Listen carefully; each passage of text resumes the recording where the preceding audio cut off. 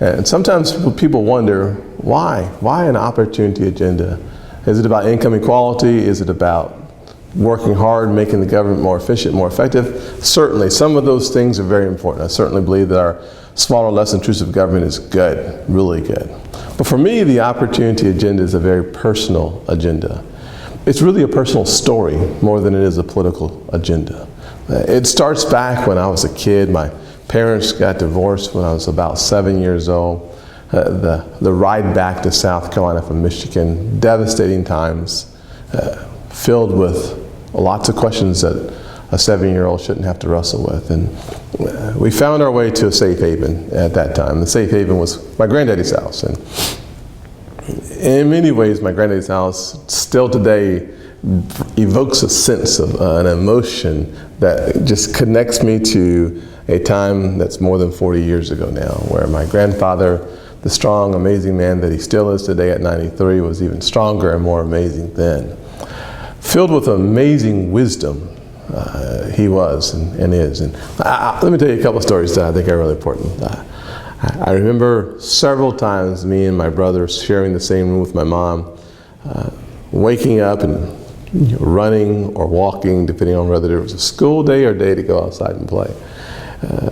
Getting into the kitchen, little kind of a broken down kitchen table, shoved against a wall, with a coffee pot on the stove, not one of those instant coffee makers, just a little silver, ugly coffee pot that you pour the water in and you put the coffee stuff in the top and it makes this thing happen. Pretty obviously I know nothing about coffee, and now you know that. So, but it was an amazing experience. So Granddaddy would have this cup of coffee, he'd pour it in there, and he'd get the newspaper and he'd sit in the middle. So I'm sitting on one side, my brother's sitting on the other side of the table, and we're just sitting there doing our very best not to have a conversation, but to get the heck out, because we were running late already. There's no question I've been late most of my life, and this was no exception. Granddaddy was just focused on that paper, and I can remember almost the sound of can y'all hear the sound when a newspaper turns? Well, those are the sounds that filled the room, and the aroma was of coffee. But the face of the man was remarkable.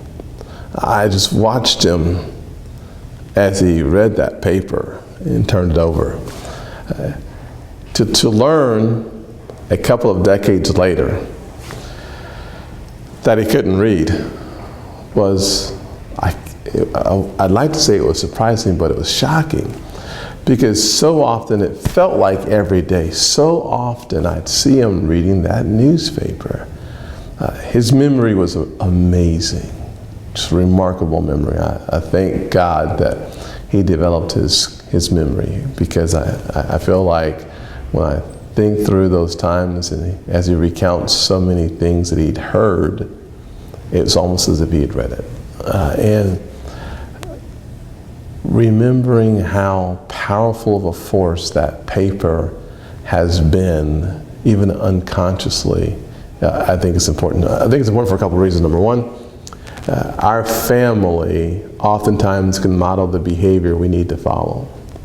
Number two, literacy is such a problem today in so many schools that a man who's 93 years old, who grew up in segregated South Carolina, who didn't have an opportunity to finish the 4th or 5th or 6th grade, but learned enough about modeling good behavior that even when he was working in the cotton fields, it's as if he knew one day all of the lessons of life, all of the hard times of life, all of the challenges, the roadblocks, the obstacles, would form a platform, a foundation for his kids and his grandkids. It's as if he knew that one day life would be different, one day life would be better, one day people in his own family would experience a sense of freedom and empowerment that few can articulate.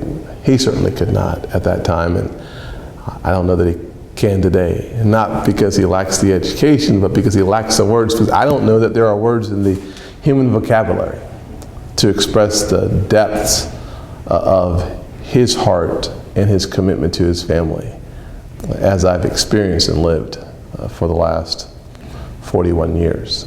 I'm thankful for a grandfather who is still the wisest man.